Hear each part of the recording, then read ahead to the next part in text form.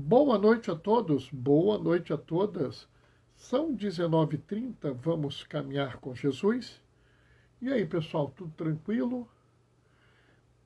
Eu acabei de saber que uma pessoa que eu trabalhei com ele no Instituto Nacional de Cardiologia, o Raul, acabei de saber que ele faleceu, né? Raul, eu me lembro quando eu cheguei no Instituto Nacional de Cardiologia, né, quando eu assumi a coordenação de ensino e pesquisa, fui o primeiro coordenador de ensino e pesquisa. Isso foi lá por volta de 2001, por aí assim. O Raul foi uma das pessoas que estava lá, né? Raul, Regina, Rogério, Ivana, né? Eram algumas das pessoas que estavam lá. Oi, Ana Paula. Boa noite, paz e bem. Estava falando, Ana Paula, que Raul, um colega que me recebeu no Instituto Nacional de Cardiologia, lá em 2001, quando eu cheguei, acabei de saber que ele faleceu, né? Raul, obviamente, era mais velho que eu, pelo menos uns 30 anos mais velho que eu, ou pelo menos uns 20. E ele era uma pessoa muito especial, pessoa assim muito dedicada ao SUS, dedicada ao cuidado com os outros, né? Boa noite, paz e bem, meus sentimentos. Obrigado, obrigado. Chegou mais alguém? Quem foi que chegou? Ô, Joãozinho, boa noite, paz e bem. Sabe, pessoal, o Raul era um cara legal, era um cara assim. Ele meio que perturbava a gente, porque ele questionava. Ele era um homem muito voltado, assim, ele tinha uma inteligência afiada, né? E ele questionava a gente. Eles viravam e falavam assim: não, mas por que não faz isso desse jeito, isso daquele jeito? Um homem comprometido com o SUS, comprometido com o atendimento às pessoas, né? E assim, era uma pessoa que valia a pena, né? Ele, por mais que às vezes ele nos irritasse, ele nos irritava porque ele colocava coisas que a gente sabia que eram necessárias ser feitas, né? Eu vivo dizendo que existe 3 formas de resolver um problema na vida, né? Oi, Ângelo, boa noite, paz e bem. Uma é deixar a bomba estourar. A outra é pôr o bode na sala. E a terceira é deixar a bomba estourar e aí você põe o bode na sala. Raul era mestre de pôr o bode na sala. Ele sabia exatamente. Não, o problema é esse, a gente tem que resolver desse jeito, mas vocês não querem, né? Eu me lembro a última vez que eu me encontrei com o Raul. Eu estava saindo da igreja, eu me encontrei com ele, porque ele é meu vizinho aqui, morava aqui pertinho. E ele conversa vai, conversa vem, a gente falando sobre as atividades. E bem, Ângelo, falando das atividades, ele virou para mim e falou assim: Bernardo, olha, você tem que ver um filme. E eu não consegui ver o filme. E o mais interessante é que agora há pouco, pouco antes de eu saber que o Raul tinha morrido, eu descobri que o filme vai passar na Globo, Medida Provisória. É muito assim interessante, né? É tipo a última provocação que ele me fez, né? Então eu hoje vou assistir Medida Provisória na Globo, que é uma forma de eu agradecer ao Raul por todo o carinho, todo o cuidado, toda a preocupação que ele teve comigo, quanto ele me ajudou quando eu assumi a coordenação de ensino e pesquisa, depois quando a gente criou o núcleo de bioestatística, ele sempre esteve aí me ajudando, né? Está quase na hora de começar. Estou de camisa verde e amarela porque hoje nós jogamos, né? Vencemos a Suíça. Conseguimos marcar um gol na Suíça. Porque vocês sabem que acho que é a primeira vez que alguém faz um gol na Suíça nas Copas, entendeu? A Suíça, ela recentemente jogou 4 partidas, não tomou nenhum gol. no tempo regulamentar, ela só perdeu nos pênaltis, né? Então, como costuma dizer, é o suprassumo da retranca. Chegou mais alguém. Oi, Djalma. Oi, Doraci. Boa noite, paz e bem. Tá na hora, vamos começar, pessoal. O Senhor esteja convosco. Ele está no meio de nós. Proclamação do Evangelho de Jesus Cristo, segundo Mateus. Naquele tempo, quando Jesus entrou em Cafarnaum, um oficial romano aproximou-se dele, suplicando: Senhor, meu empregado está de cama lá em casa, sofrendo terrivelmente com uma paralisia. Jesus respondeu: Vou curá-lo. O oficial disse: Senhor, não sou digno que entres em minha casa. Dize uma só palavra, que o meu empregado ficará curado. Pois eu também sou subordinado. Tenho soldados debaixo de minhas ordens. E digo a um, vai, e ele vai. E digo a outro, vem, e ele vem. E digo ao meu escravo, faze isso, e ele faz. Quando ouviu isso, Jesus ficou admirado e disse aos que o seguiam: em verdade eu vos digo. Não, em verdade eu vos digo. Nunca encontrei em Israel alguém que tivesse tanta fé.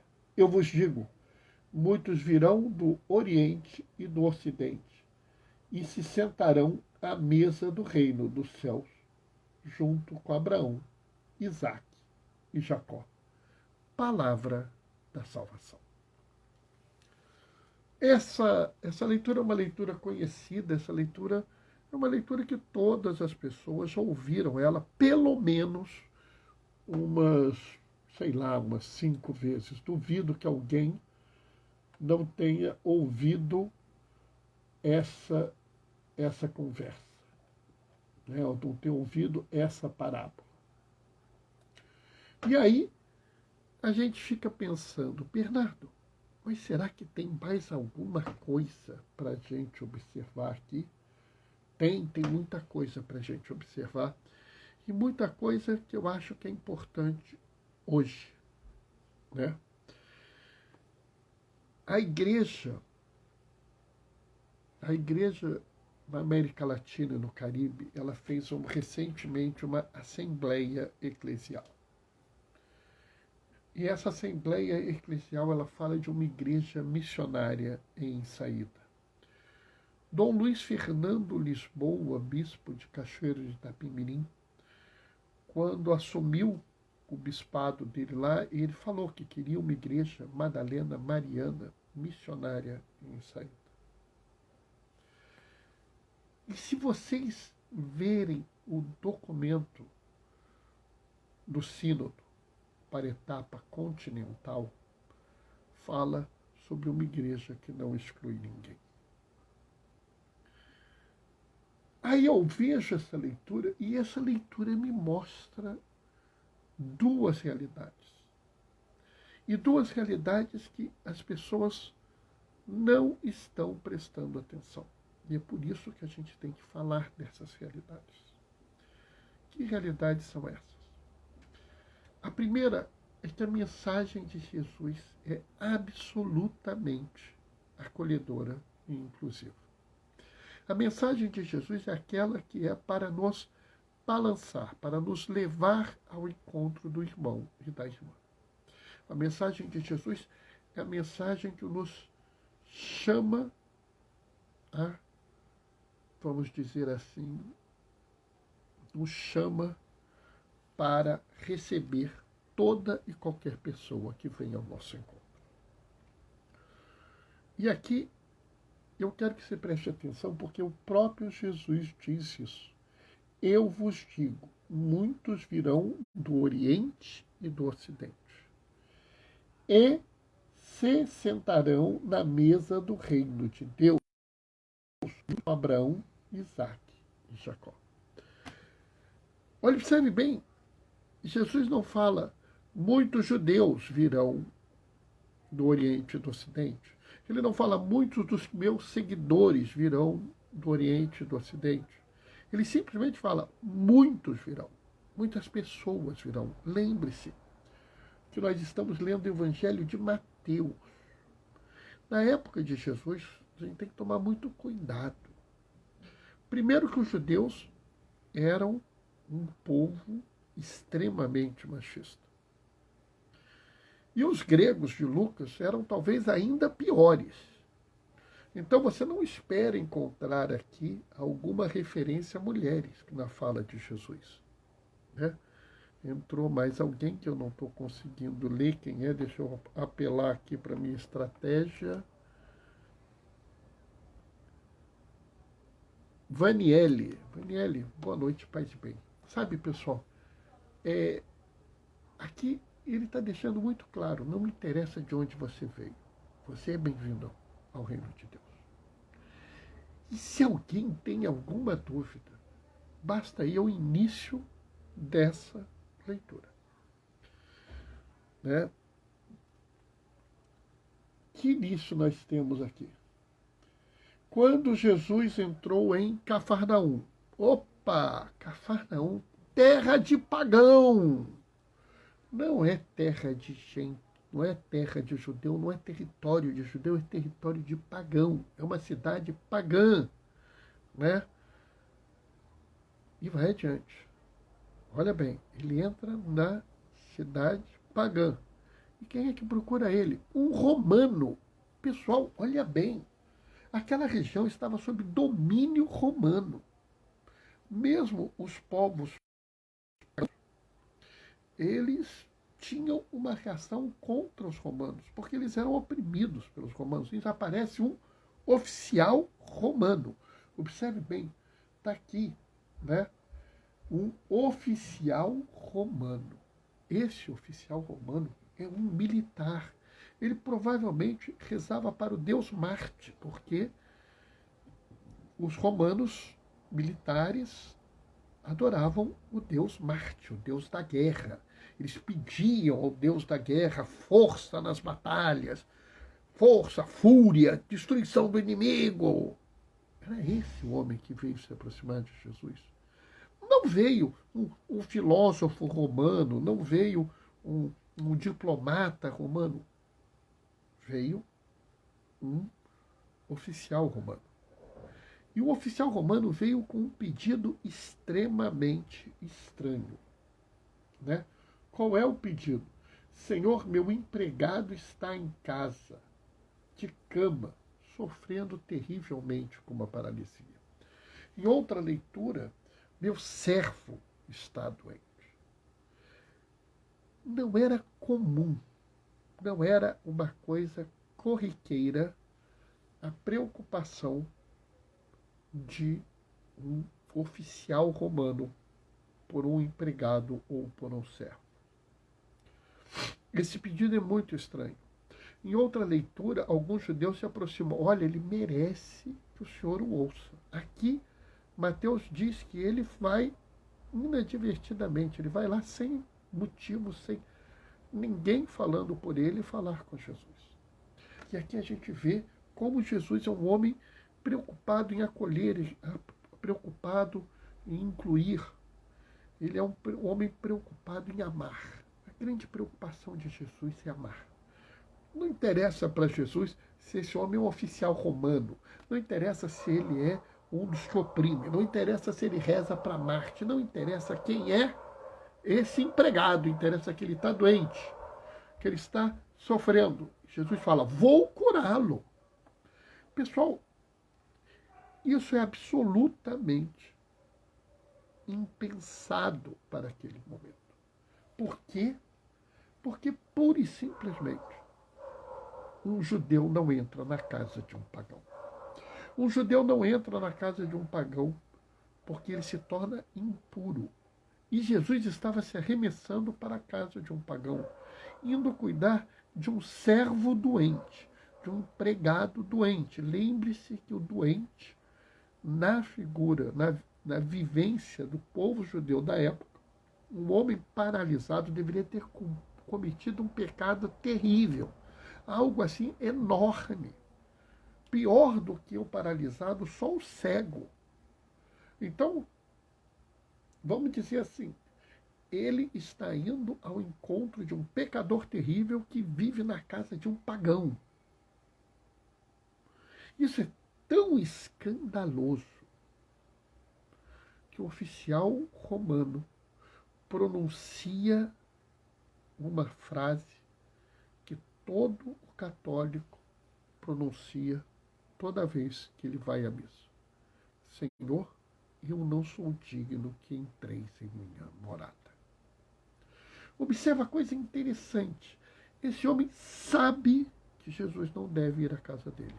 Esse homem sabe que a presença dele, de Jesus na casa dele, será um problema. Ele fala isso: eu não sou digno que entreis em minha morada.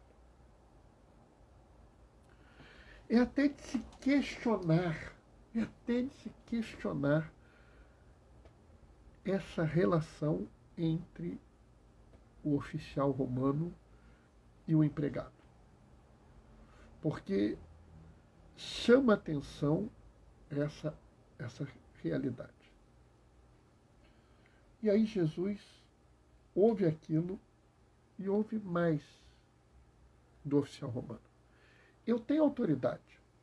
Eu mando uma pessoa ir, ela vai. Se eu mando uma pessoa vir, ela vem. Se eu mando fazer isso, ela faz. Observa bem, esse homem se afirma com autoridade, mas se afirma subordinado. Esse homem que se afirma com autoridade e que a fala dele tem poder, vem a Jesus pedindo para curar o seu empregado, que ele ama muito, segundo outra leitura. E Jesus vira e fala uma coisa interessante. Em verdade, eu vos digo, nunca encontrei em Israel alguém que tivesse tanta fé. Observa, ele está numa cidade de pagãos. Ele está falando com um romano que provavelmente adora o deus Marte. E fala: nunca encontrei em Israel, que é a terra dos judeus, alguém com tanta fé. Sabe, é muito interessante essa colocação, porque quando Jesus fala isso, ele está, por assim dizer, subvertendo toda a lógica. Ele está dizendo que não é o fato, não é o lugar onde você mora, não é a sua origem, não é a sua religião que determina a fé, e sim a forma como você se relaciona. Nós sabemos como essa história termina. E aqui eu acho que tem a outra mensagem. Esse homem tinha autoridade, mas não tinha autoridade suficiente para curar o seu empregado. Um empregado que ele amava muito. Mas Jesus tem. E Jesus cura esse empregado. Agora, qual é a lógica disso? Sabe, é claro, você vai dizer assim para mim: mas Bernardo, Jesus é Deus, e como Deus, ele tem autoridade para qualquer coisa. Concordo. Aliás, não conheço ninguém em sã consciência que poderia falar o contrário e se dizer seguidor de Jesus. É claro que o nosso irmão ateu pode falar isso, sem problema nenhum, porque ele não acredita que Jesus é Deus. Nós acreditamos. Nós nunca falaríamos isso. Se bobear, os nossos irmãos muçulmanos provavelmente diriam: não, mas Jesus tinha autoridade. Porque apesar deles não acreditarem que Jesus é Deus, eles acreditam que Jesus é um profeta muito grande. Era um mestre. Se você conversar com nossos irmãos espíritas, eles provavelmente dirão que Jesus tinha essa autoridade. Arrisco dizer que se você conversar com os nossos irmãos de matriz africana, é capaz de eles dizerem: ah, mas Oxalá pode fazer isso.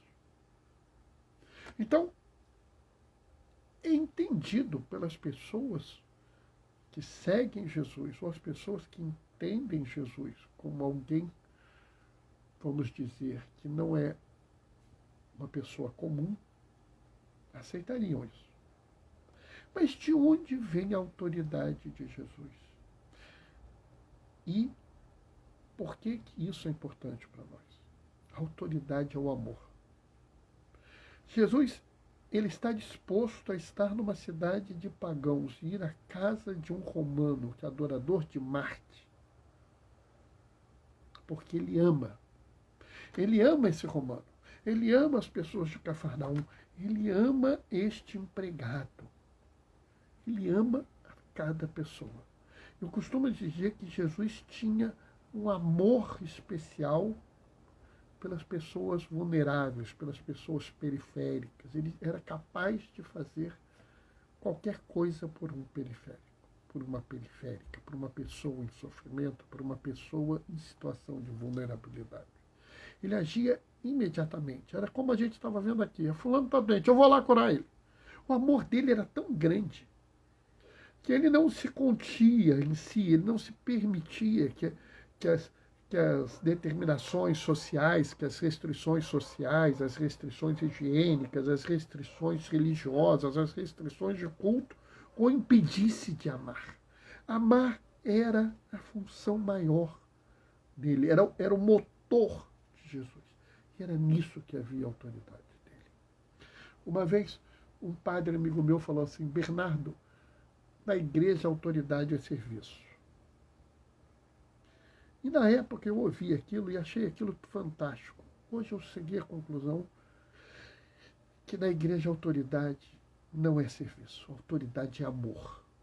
Se coloque em posição de quem ama. Ame profundamente a todas as pessoas. Ame, ame, ame. Ame muito. Ame de forma desmedida a cada pessoa que você encontrar no mundo. Isso é que vai lhe dar autoridade. A autoridade das pessoas não é determinada pelo poder, não é determinada pela força, não é determinada pela quantidade de armas que a pessoa tem, capangas, ou a quantidade de machucados e agressões que ela pode lhe dar. Nada disso lhe dá autoridade. Isso é medo. Isso não é autoridade. Né? Tem uma pessoa do hip hop que fala que a paz sem voz não é paz, é medo.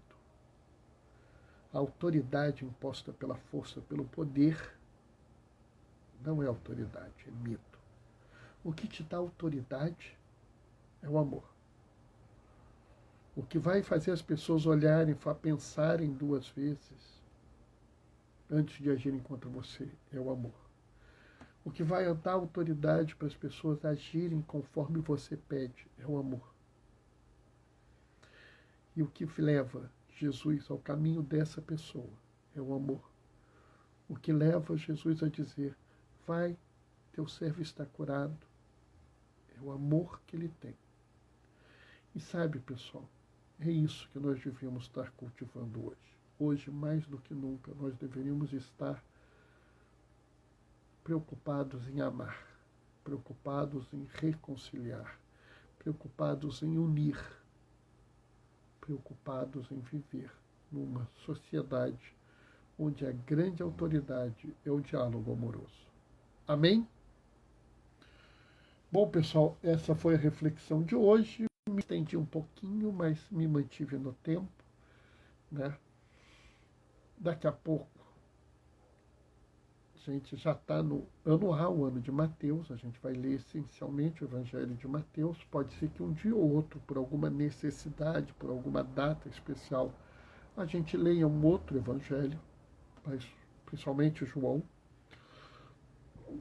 O Evangelho de Mateus é importante, porque ele vai nos falar sobre a pregação de Mateus para os judeus. Então acho que a gente vai ter muito lucro esse ano de live. Já vou anunciando. Em breve nós vamos mudar o nome da live. Né? Bernardo, qual vai ser o novo nome? Não sei, pessoal. Estou aqui cafifado, pensando, né? Entendeu? Tentando arrumar um novo nome, né? Djalma e Duraci estão mandando amém, com mãozinha de oração. De Ângelo está mandando um boa noite, paz e bem. Sabe, pessoal, eu sei até qual vai ser a ideia do ano que vem. 1º de janeiro, se Deus quiser, se tudo correr bem, eu faço a live com vocês a não sei que horas. Se eu não fizer 1º de janeiro, eu faço 2 de janeiro. Mas eu já tenho uma ideia, não tenho ainda a arte pensada, não tenho o título pensado, mas vai sair aí uma nova pegada. A ideia que eu faço é que a cada ano eu começo no ano litúrgico, né?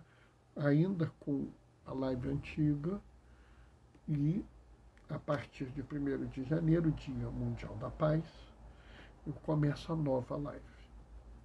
A ideia é que a gente vá mudando um pouco as coisas para que as pessoas acompanhem coisas importantes que estão acontecendo na igreja, e em 2023 a gente vai fazer isso. Tá? Vou me despedir deixando a minha bênção. O Senhor esteja convosco. Ele está no meio de nós, por intercessão da irmã Dulce, o anjo bom da Bahia, Dulce dos pobres, mulher que muito amou. Desça sobre vós e permaneça para sempre a bênção do Deus Todo-Poderoso no amor. Ele que é Pai, Filho e Espírito Santo. Pessoal, a gente se vê amanhã às 19h30. Até lá. Beijos e bênçãos.